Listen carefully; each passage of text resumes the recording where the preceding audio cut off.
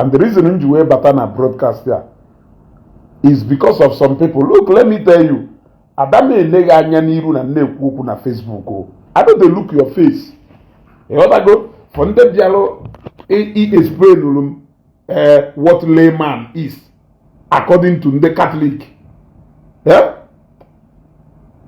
For those who were so neutral, why they are explaining what layman means according to Catholic. But for some of you, I'm on even my bar, man, only no say winga cananya.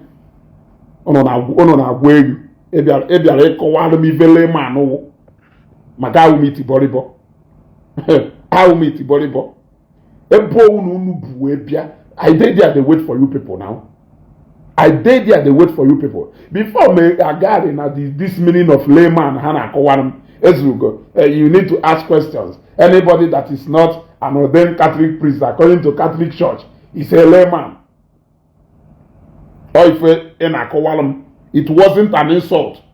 Okay, let me agree that the layman ominu is not aimed at insulting and belittling Evangelist Ebuka Obi, because according to him, the only reason you cannot compare. The only reason you cannot compare, I want to understand what he means by layman before we even go to dictionary to understand what layman means. You want to go? Let us agree that now he was addressing the fact that Father Kelvin Ugu is an ordained priest, therefore he cannot do what Evangelist Ebuka Obi is doing by opening pure water, Seraphic Water, Seraphic Foundation, Seraphic Hospital, hotels, even then for the ministry in our lodge, schools, and all that. He listed more than 10 establishments, Evangelist Ebuka Obi well. And according to him, if that what he was aiming at was not to insult Evangelist Ebuka Obi, according to him, because Father Kelvin is not a layman like Evangelist Ebuka Obi, he cannot do exactly what Evangelist Ebuka Obi is doing. Now, as intelligent as you are, let me ask you a very important question. Is Fadede a layman? Is Fadede also a layman? If Fadede can open Madonna University, LI Phone, Brigade Bank, Gold Transport, ụfọdụ mmanya gasị, then Osasatek, about 3 to 4 universities, higher institutions, and other establishments, countless. I am asking you, is he a layman?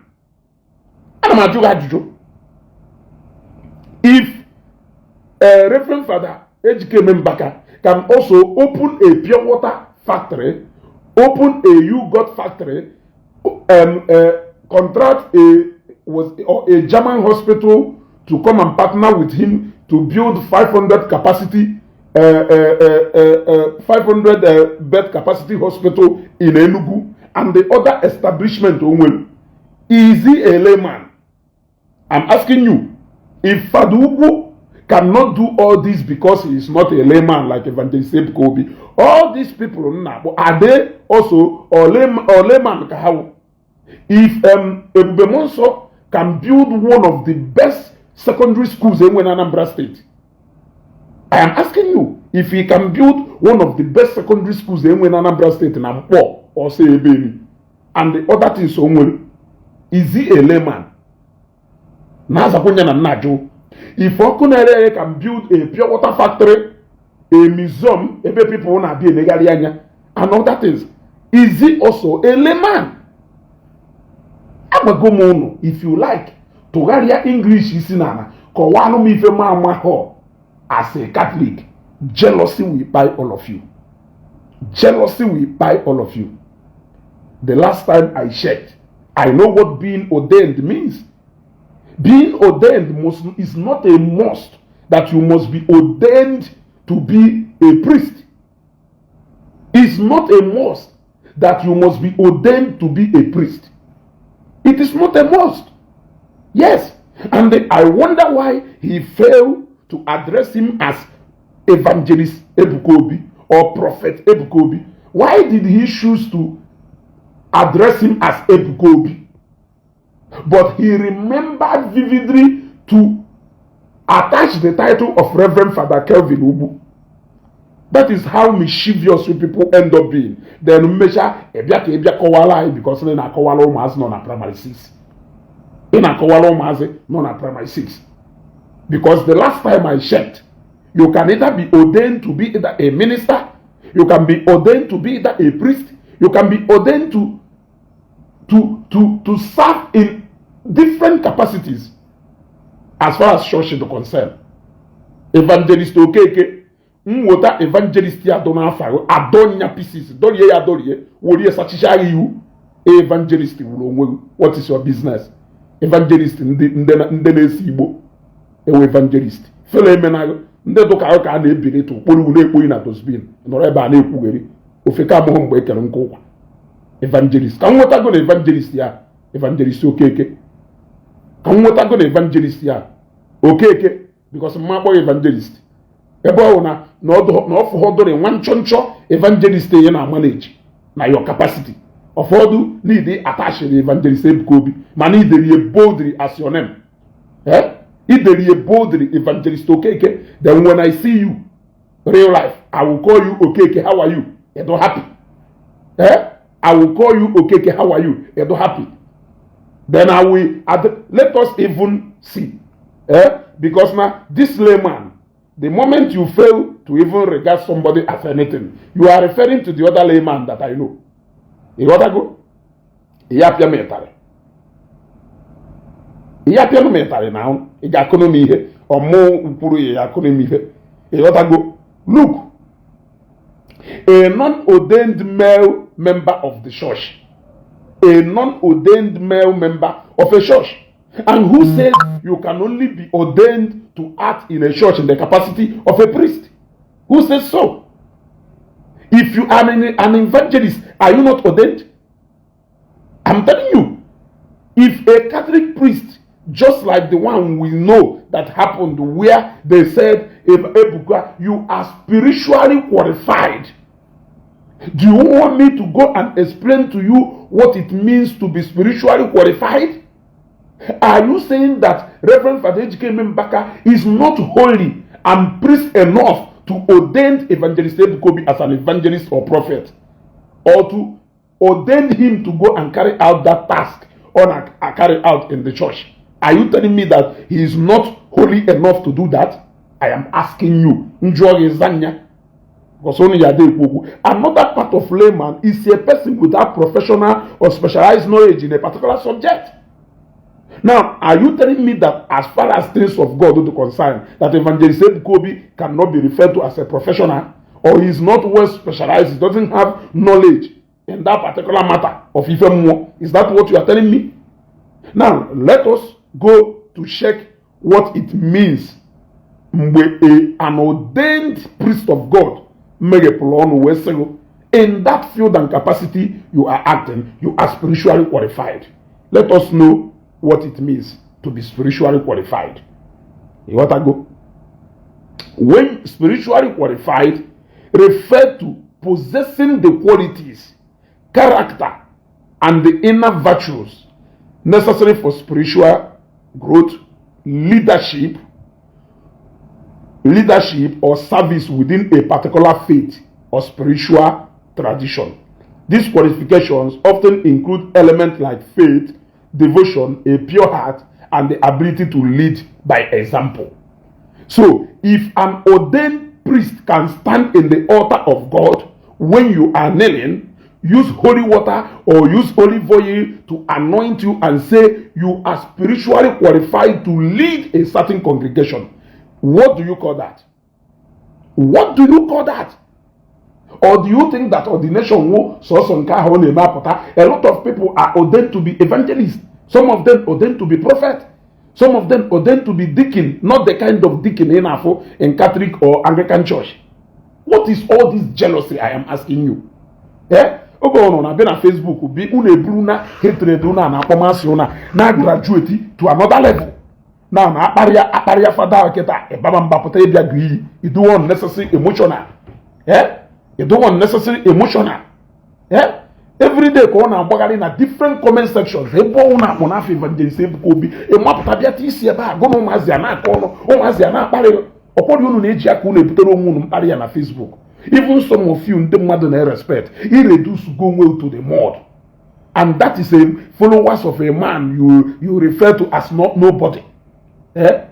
It's shameful that even as a single individual, now when you start counting people, if you count people to refer to how powerful somebody is or how influential somebody is, he is influential than the entire parish. As far as Nnewi, Ojoto and Anambra State to concern, he is more influential. So now let us go by what he wrote here. Let us go actually by what he wrote here. I am telling you out of experience. Because you are acting out of jealousy, you may not see exactly what I'm seeing. Now you will come out to come and tell me, if you are not a Catholic, you will not understand what he means by saying he's a layman. If you are not ordained in the Catholic Church, you are a layman. Nonsense. Nonsense. What happened if he addressed him by that title, evangelist or prophet? Or no, or ya fish anchor? Let us go back to that same thing, Odelu. Let us go back to that same thing, Odelu. Because ono disgraced. You want to go? Let us assume that I'm a Zionite and Evangelist Ebuka Obi is my prophet and the man of God I respect. And you call yourself a minister of God or a prophet of God, and you regard him as nothing. Who are you to me? Let me ask you, who are you to me? Those people who are those people not at the same Catholic faith with you, they respect you as much as Evangelist Ebuka Obi run more like a ministry where Catholics, Anglicans, Pentecostals, and even on that day joker, even in the Sabbath in Abia. So when you begin to speak that language in a Catholic,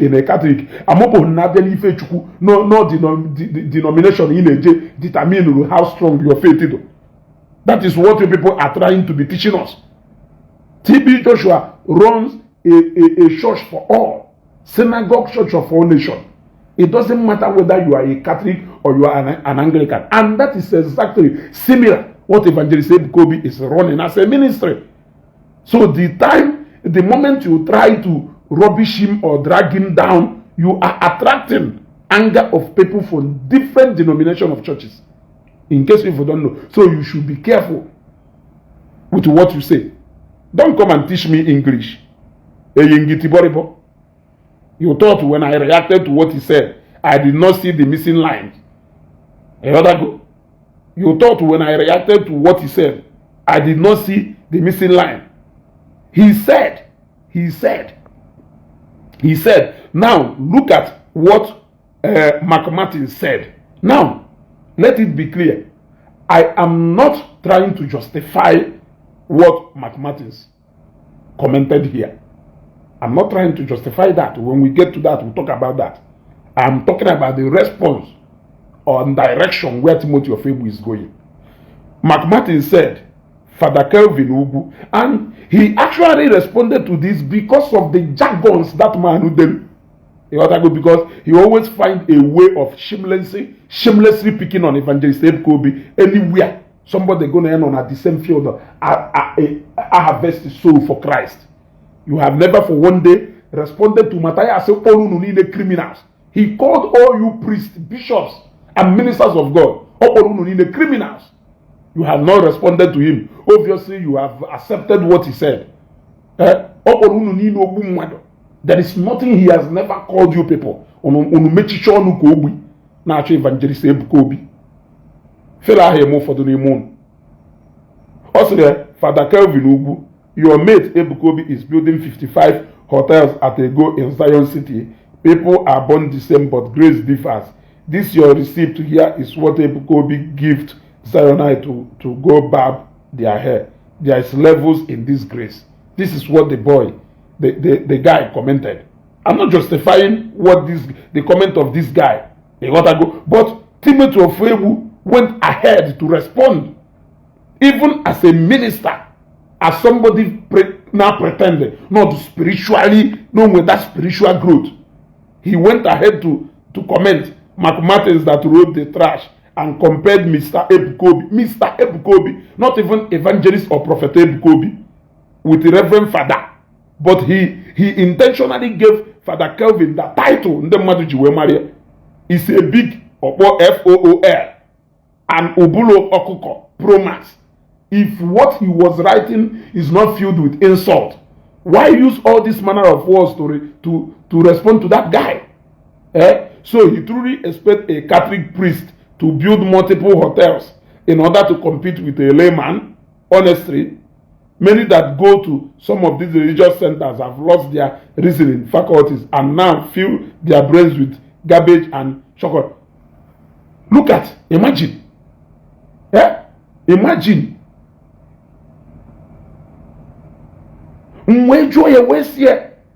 If those people cannot build this thing, because now, according to Ife, now let me give you an insight of what Father Kelvin wrote. I will not read them all, but I will read a few lines so that you can understand exactly where we are going to. Also, the reason I am sharing this, okay,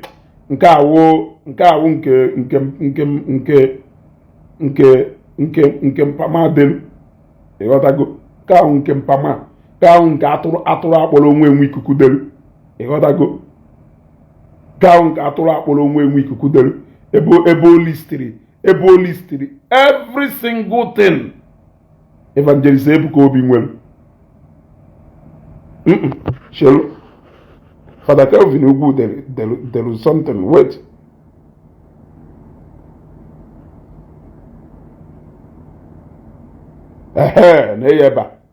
Odem, to our dearly beloved Zion members, you know already that your beloved prophet is big in investment.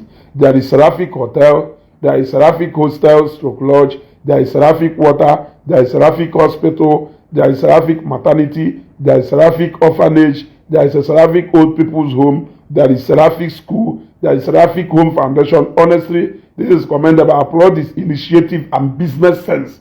He is very wise and smart. He knows that prophecy will not always be sustainable, especially as most of his prophecies are concocted lies, but investment definitely will. This post is particularly meant for all his followers and lovers. I know you don't like me, but I like you. This is my honest advice. If you truly love your prophet, please try and have the business head of your prophet. Advise the whole Catholic also to have the business sense of Fadede. Advise them to have the business sense of Fadambaka, because that prophecy and healing on a gossip and adoration ground might as well be fake and concocted. You cannot say that because he's a Catholic priest. Say the same thing about Ebube Monso. The school, and he has building for some people who will come to adoration there and they have to sleep over. Can you say the same thing to him? You cannot say the same thing to him. Ife layman deceive when no one. Goma no one ayo. Okoli onyago uruka agbala. Goma no one ayo kan na wono. Goma no one ayo. Goma no one ayo. Bunch of envious and jealous people. Some of you will brag to have been in ministry for ages. Achieving what? How many people can inspire goal? Do you think for somebody to put hand in his or her pocket and pull out millions of money to appreciate somebody, do you think it is just by mouth? If you think it is by concocting a prophecy, go and do the same. Go and do the same. With all that redo, you eat even the mother go na sign go, and you are proud to show it. When someone may share 100 days fasting, also how people has appreciated the ministry for impact or critical in their life, you also come out to quickly come and condemn it. Or jealousy. Don't come to teach me the meaning of layman. According to Catholic, if you are not a priest, you are a layman. On the Catholic, you have manufactured that word, layman. Or how have that word layman, or from Catholic dictionary case you will manufacture that word. Ordination, or blood dissenting going everywhere. Man, the Catholic are name or them. Anglican are name, Pentecostals are name, Methodists are name, the Sabbath are name. A church in particular, or will have with the meaning of that word ordination. The same thing with layman. Yes. You know what I go? The same thing with being a layman. Or carry hate well. So you can go ahead and insult Ezugo for all I care. I know that you have gotten my message. You want to go? I know you have gotten my message, and my message is very clear. It was 1 hour. The part is that I don't know why, and I keep asking, why is it that no mostly Catholics are the reason? But na oppose to the ministry of Evangelist Ebuka Obi. Ask yourself, why is it not more like in-house enemies going on? Can you find the Catholic Church when they do more opposed to his ministry, when everything he's doing is to the credit of the Catholic Church? You gotta go. You always find a way of comparing one another. You compare this person to this person. You compare this person to this person. You compare this person to this person. It would say comparison never your favorite person. No. If we see baka. The same way Madu compare Evangelist Ebuka Obi and the Father Kevin. Was it not the same way somebody's way? They are saying Ezugo. Mana J Park in a Fegare. Oje China Ojeba. They make Igari connection. I gave him a simple answer without insulting me. Even while here, oh my dear, people like us got tired of traveling, which is true. And when phobia for flying in airplane, if you go 13 years, and na plane. In fact, my biggest nightmare na we na plane. 1 week, 2 weeks, me travel, because of Andonya Patana. If I want to travel from Lagos to East, I start here moto buy fuel and moto move way on Jeddah transport. Ababu home plane you see from Lagos via East here or Abuja or anywhere. If local flight buyer opo me and my manage dey make international until I got tired of traveling. Yes, so only truly that travel when you cannot travel can when can do excited no una hire ba plane echiri hire la hola. Ona hire ba plane echiri hire la hola ta excitement no ya ba plane. Nwanne iki se photo, iki se picture na plane. Abugom. You got to go. Iki is a picture na plane. Abugom. You got that? So, and they know Abugom have pride. It is not pride. All pride they call, because really and truly, I got tired of entering plane. As a matter of fact, I hate traveling. Even when see Lagos be Eastern, I will myself a burden. I will check until I'm about Johnny halfway. I won't be able comfortable and settled. Even a drive Jimo State itself or Egypt Port Harcourt. It work anxiety yes to do now until Namaga halfway into that journey. That is when my body will be settled. So only actually travel. It is an honest answer without insulting that person. You want to go? So only potapa compare Evangelist Ebuka Obi with Father Kelvin Ugu. You honest answer. You don't need to call him Ofeke. Or boy, no boro ya name you're gonna. So how do you feel now, Timothy of Ebu? How do you feel now that I have addressed you in that manner and addressing you? Are you happy? Jumping up and jumping down? Because there is no way you have never used to describe the Zion and the Zionite. You have chosen to use every demeaning words to qualify them. Iwudonye kanajo. Iwudonye asikonuru na alose bakali ike agba yosisi eju weto. On the Igbo kwurie n'okwu. Iwonye even in ministry. Afro mo bosi ijeru na page ofe ka akporo onwe enwe ikuku ruo ebe a na continuous we eme charismatic mgbe gono. It is not how long but how far. You cannot condemn what Evangelist Ebuka Obi is doing in terms of Seraphic Hotel, Seraphic Water, Seraphic Foundation, Seraphic Hospital. You cannot condemn it without condemning your Holy Ghost fathers who are doing the same thing. What are you telling me? Condemn them. They are ordained to be priests. He was ordained to be a prophet or an evangelist. Ordination is an ordination. Provided he is sick one, if you take the mantle and move on. You have been ordained. Yes, you have been ordained. Ordination has the same meaning in the dictionary. It carries the same meaning everywhere. Yes, baptism is baptism. Holy communion is holy communion. Whether no bread na fanta, kunu jeme nkonu. Whether no aho, ifo unu pola aho no bara Jesu ko wolo unu. Unu chune wala anu okuko, whatever water. Wee na-eme ahụ n'ọbara Jesu nkunu. Provided na-ekpe kwasa na-ekpere kpọọ ya ahụ n'ọbara Jesu. Ọ bụ n'ala ụlọ ya. Ihe ejedu criticize ya. Ribe nke a na-enye na chọọchị hụ ka ntaba nke a na-enye na chọọchị m. Very simple. Unu pụta na disgrace gari onwe. You can hardly see an Anglican behaving in such a way. You can hardly see somebody from Methodist Church or from Sabbath. Yeah? No, they're not surely trend now. They're not surely trend. I think we will help him to trend now. Yeah? We will help him to trend now. Go trend there very well.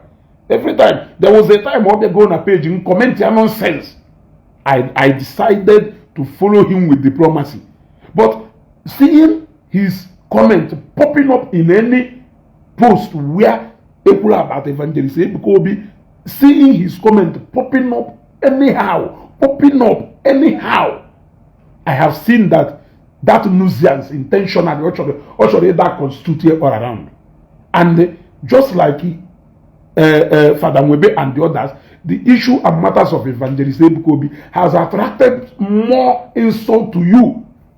People who has respected you in the same faith has disrespected you because of this issue. How long would you people keep dragging yourself and dignity and respect to the mud because of a boy? A man regarded as a boy of yesterday. Yeah? Have you seen how within a twinkle of an eye you people are losing your respect and dignity? People ain't who they keep one you know. Anyhow, because of jealousy. Yeah? Obosi bazo aye je nigbe onwere onye ye yikasa oke we je nigbe onwere ya wo biazie nigbe ase okay because na ewu a priest, because na ewu an ordained priest na kpuo same forgiven.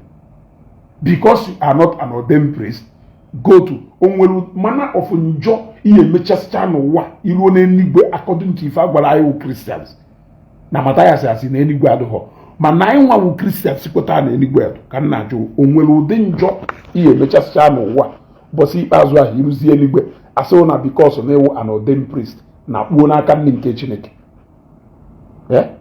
kedu gụnụ kwụrụ na asọ dị ifa ordained priest, ordained this, ordained, and so what? An ordained priest, what does he make you? God or who? God or who? What matters is not akwahi. Impactation is what matters. Impactation. Can you impact in a creative on the church? How are you drawing souls to God? Now, when you go to Zion every Sunday or every time, when you go to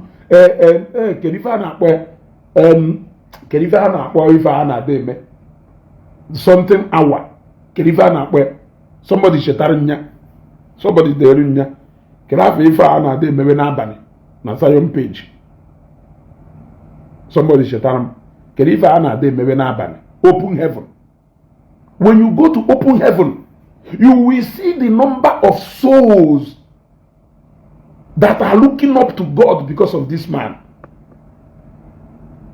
Those figures is what matters, not Evangelist Ebuka Obi. Evangelist Ebuka Obi for no GC meta, but see bazo. What matters is the number of young men, young women, aged men, advanced in age men and women who still have hope, believe in God, are still running their heavenly race because of this so-called Evangelist Ebuka Obi. That is what matters. That is what matters. Yes. That is what matters. It doesn't matter whether you are wearing white, wearing bishop coat, whether you are ordained in a cathedral or not. If you don't have any impact, if you more like a dummy standing somewhere, molded with 100 bags of cement, go we do too heavy. That is what you are. In that ordination, if you don't have any impact positively, not the church, capable of drawing souls to God, ordination, it is just a title. It is just a title. It is the same title as the title of that Ishie, H. the Rebel, Mala, video, or but we have seen the way and the impact on the society. So that title becomes ineffective. Yes, it becomes ineffective. So, among me to a yesi akowalonia, ebi kusirima akwụkwọ ọ na-abịa ịgwa m layman. At least, ika address here as an evangelist or a prophet. Or ya gbajigo ọnụ, go na your roommate. Okay, ka ikwu eziokwu, Evangelist Ebuka Obi na Father Kelvin ugwu ha roommate. Onwere ebe level lu ha na. A na-agwado na eziokwu na na-ewe iwe. Ọtụ ka asị na amaghị eziokwu a na-agwa ụnụ.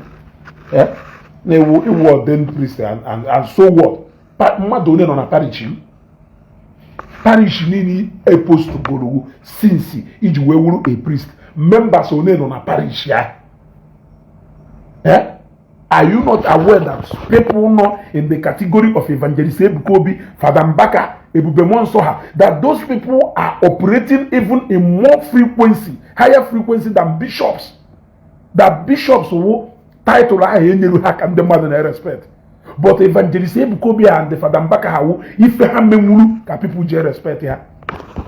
Don't you know the difference between respecting titles and respecting effort people they put?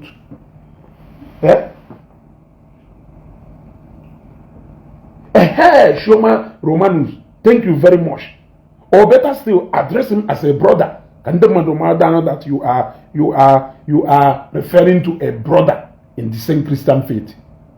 You may refer to him as Mr. Ebuka Obi because you want to belittle him. The meaning of layman. Ezuko, don't say what you don't know. In Catholic Church, if you are not ordained, you are a layman. Do I look to you like a Catholic? Do I look to you as a Catholic? If we do tie to each other is because we are Christians and not because you are a Catholic or I'm an Anglican. There are things you people do in Catholic Church we don't do in Anglican Church. Yes. What unites all of us is Christ. That heavenly race, heaven at last. Yes. And we are all Christians. So your doctrine has nothing to do with me.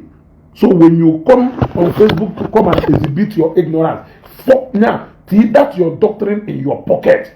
Evangelist Ebuka Obi is representing people from different denominations of churches. You don't refer to him with a single denomination. You can't do that. It is an insult to him. Or somebody will impact both in Catholic faith, both in Anglican faith, Methodist, Sabbath, all round and all weather. Different nationalities of people. The Yoruba na Agadia, the Hausa na Agadia. Eh? Una akọ fụsịrịma. He told me that Ebuka Obi is ordinary. What I go? Look at.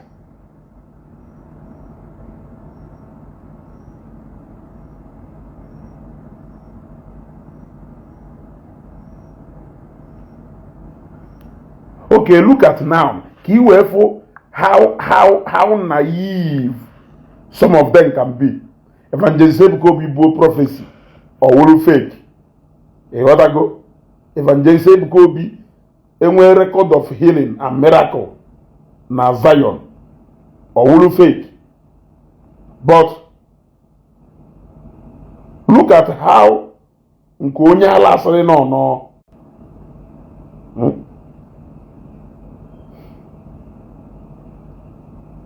Look at Nkonyala. I prayed and the pied woman woke up.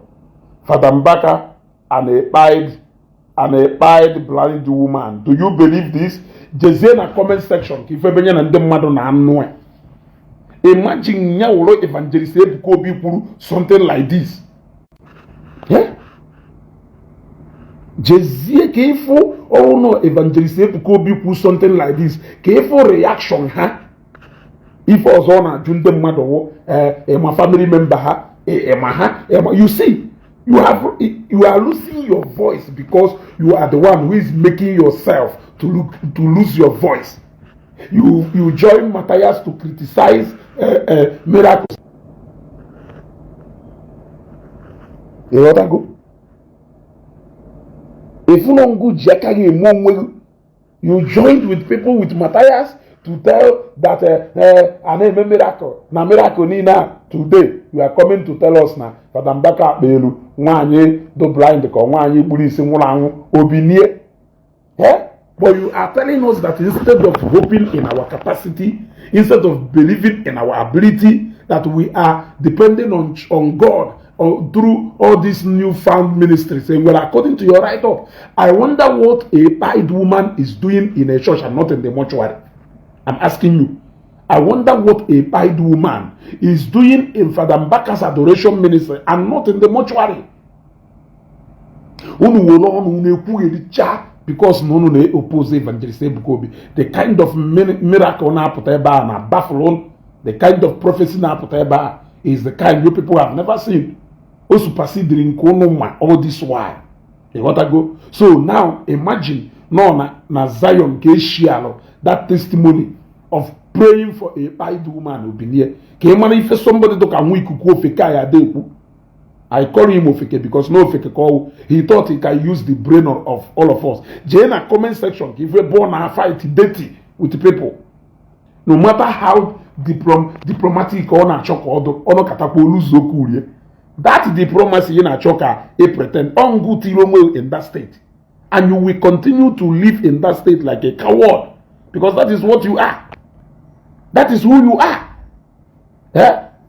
If I should believe or go by the teachings in a year because you want to join Ndotu Matthias and reduce Evangelist Ebuka Obi and miracles and a record on Zion to non-existence, why should you be telling me this nonsense of praying for a pied woman? That should be the most ridiculous and funny and strange of all the miracles. Are you not aware? Now you have come to tell us Alpha village. So prophecy niile anenye na Zion and testimonies niile anenye. So ndị na-abịa enye aha akpọ afa ha, aha akpọ village fa, aha akpọ family ebe ha. Is that what you are telling me? So now the easiest way to confirm a testimony is by somebody calling his name, by somebody stating a bossy. Are you not hearing that in Zion? How many of them have you verified? That is the question. How many of them have you verified? You gotta go. Now you talk about Lovet. Igbo maka Lovet. Mama ife konu kotara ya kpota Zion. Echetayo maka prophecy eburu maka Nigeria bịa na mmezu. Or prophet enyelu debe Nigeria. isi n'ebe anyị na-ata afọ taa ịtụ ọgụ baba mba ịmakwa ife lọjik ịchọ lọjik bịa n'ụka gị na ndị mmadụ tụọ lọjik ọkwara ịgwa ndị mmadụ na prọfeti na prọfesi maka lovet wu feki ndị mmadụ echetarawo maka fake one eburu maka Naijiria ị na-ekwuzikwo anyị anọzikwori mgbe ekwuru na Chimaroke Nnamani nwa win second time eyipụ kasọ ka eji wechi fada ọkwa anyị nọ ka ekwurie Chimaroke ma win second time ewee kwukwo again wee kwuo na karịa Chimaroke anwụgo na Chimaroke na political career ya endigo na ọnwa win election ọzọ ka ọgụnụ na ọ ya nọ ndụ wee ama nke ezi wee kwue Chimaroke ma chịchasịchara itu ojebe seneti kedu ife ị na-kwuru a echetarago nke ahụ ịbaba mba chọba onye ya atụ ọgụ ya laiki ka ekwu onye mana ya laiki ka ị na-ekwu maka nke onye ọzọ ma ọma ife unu ji wee ala awuo n'onwe unu ka ekwensu possess unu ekwensu disguise onwe wee possess unu niile na work under the influence of devil's control, but you don't know, including all these janjad reverend fathers achọghị respect onwe ha achọghị ịkwanyere onwe ugwu na disgrace gari onwe ha up and down. If you think it is okay for you to come and tell people that insulting a man of God is fashionable to be done, then I will start with you. I will start with you. Because you are a reverend father in a Catholic church. You are not a reverend father, you are not a reverend in an Anglican church. You know what I go? Evangelist Ebuka Obi is also a minister of God in a capacity of a prophet. In a ministry and gathering that has millions of people. Yes. So if you insult him, you are insulting a whole millions of people. The same way young mother insult or as a Catholic priest. The offending the Catholic are master. But you people are not getting the message I send. Look at it from week that we come out and say that miracle record on Zion will fake. You are coming now to tell us about and you want us to believe that. You want us to believe that. Like I said, this broadcast is going to be short. You want to go? And what I go? I don't know what this man did to them, for God's sake. But what baffles me more is the fact that it is only Catholics who fight him. And he's a Catholic. What is all this? Is this jealousy? Envy? Nwata pakari ibe na nko Kenneth Shimeze. Nwata pakari ibe na nko. I say no Ariana Jofia. Look at what this man is doing. This man is evangelizing with every single thing possible. He has drawn more people back to Catholic Church than ever. Look, he is evangelizing through different means. Look at what Seraphic Foundation is doing. Giving hope to people, telling them, no kadon Igbo, do no Igbo. Evangelizing through humanity, giving to humanity. He used every opportunity to show people that this is what we should be doing as a Christian. The other day, it was widows. Other ones were empowering businessmen. The other one was giving a group of men money to go and finish traditional rite of Ndemunyeha. The other time, we were giving scholarship. Nkeni in old people's home and motherless babies' home. Nkeni will psychiatric hospital and a standard hospital. Nkeni will look at the level of evangelism this man is doing. And some of you who cannot even do quarter of what he's doing have the gut to come on Facebook. Na anyo atanono. Timothy Ofuebu esibege ejebonye. Get a good followers and attention na Facebook. You don't have that. Many people are not even interested in what you are doing on Facebook. Yes, many people are not interested in what you are doing on Facebook. Command the good respect and command the good people to show attention to what you are doing on Facebook before you come on ground to come and challenge somebody who have the attentions of millions of Nigerians and even people who are living in diaspora. If you think it is easy to command such kind of respect and influence, we want to see it. You doing that on your page. May go do email something on your page. If millions of people watching it. Yeah? May go do. Sometimes if you see people who do what you cannot manage to do, clap for them. Clap for them. Yes. I'm telling you, sometimes if you see people who do what you cannot manage to do as a man, the most honorable thing for you to do is to clap for them. When you clap for them, it is showing that you want to do better than them. Happen this jealousy and the fact is that lose yourselves. Look at Father Mwebe. Before he can even retreat, before he even came to his senses that Mr. Man, you are losing it or to go too late. He was fighting dirty as if he think he can sustain it. But the more days pass, the more he sees how even little kids are making fun of him. When last did you hear from him? When last did you hear from him? Yeah? When last did you hear from him? Look at it. Father Kelvin Ugu has been constituting nuisance a long time. Yeah? Look at Kelafa here. Nkano obodo Igbo. Ụfọdụ n'ime ha emego ụmụazị na-asị ha fada na-respect ha akpalicha na ha. And for as long as you think you can come out and say trash about Evangelist Ebuka Obi, there are still millions of people out there who are ready to give you the biggest insult of your life. You want to go? He's a father to so many people. Are you not aware?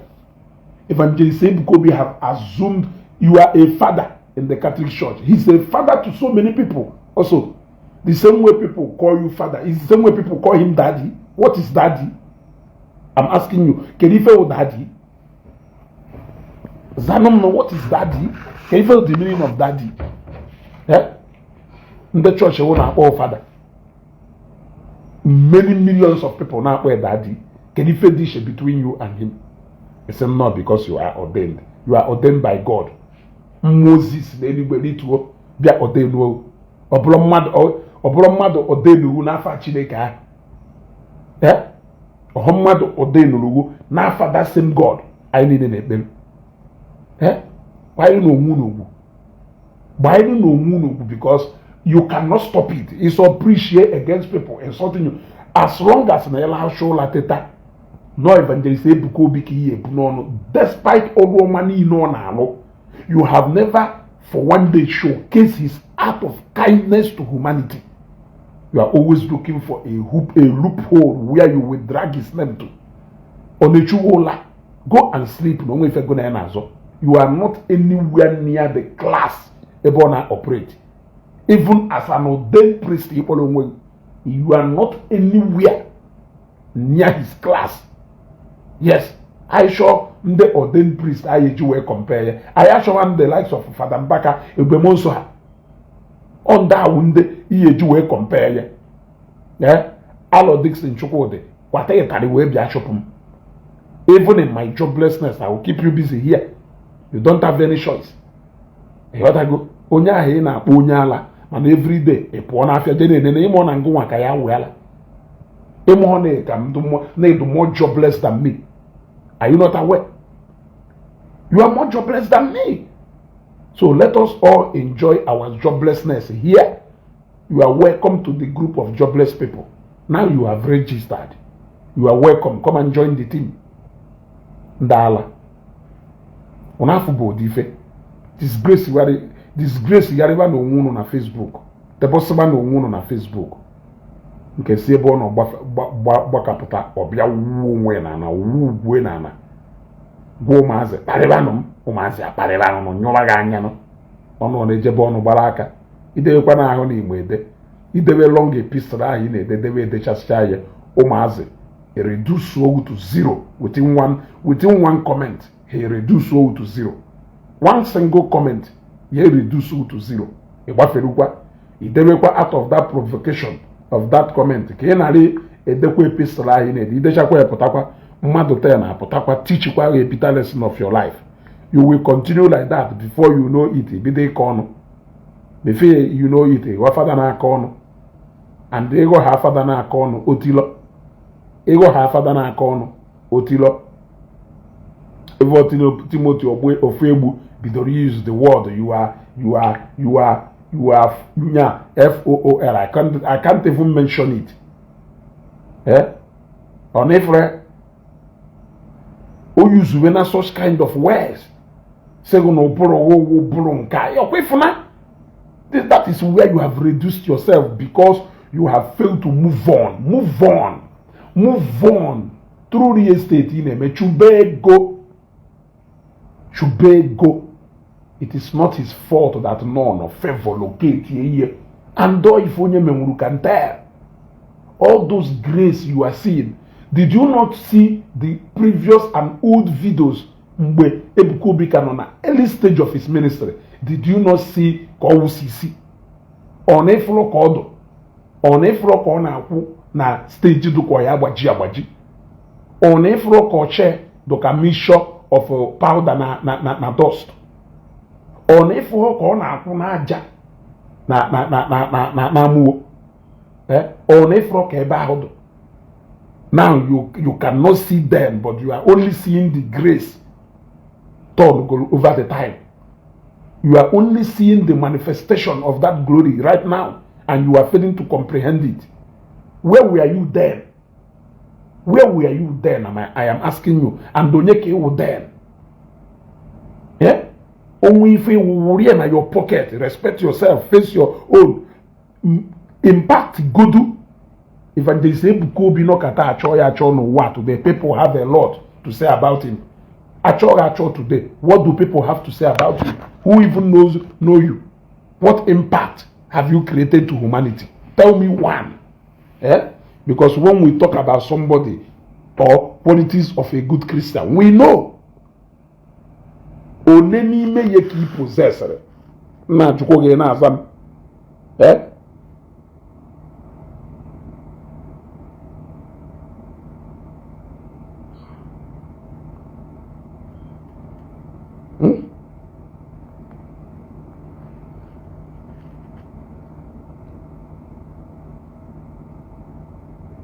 One n'ime ha ka ị possessor. Fada na-aka ọnụ. Fada na-egwu anya ukwu.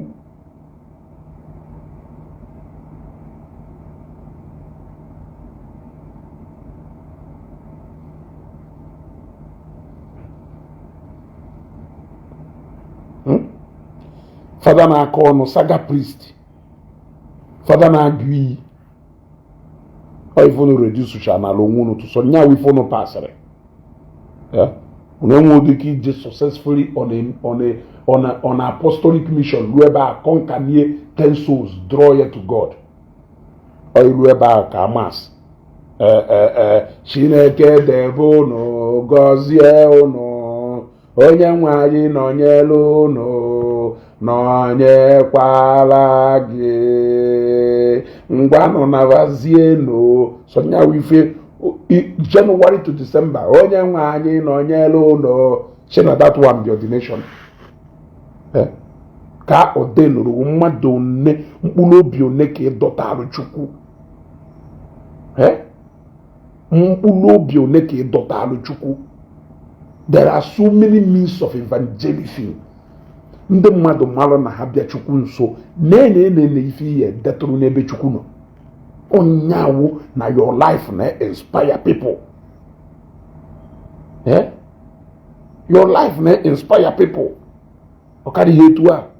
Tomorrow we continue biko. Ka abalị amala anyị mma. So if I for ndị na-akụziri m ife layman wụ ị na-akụziri itibọrịbọ ma awụme anya awụmụ akataka dibịa enweghị nke ọma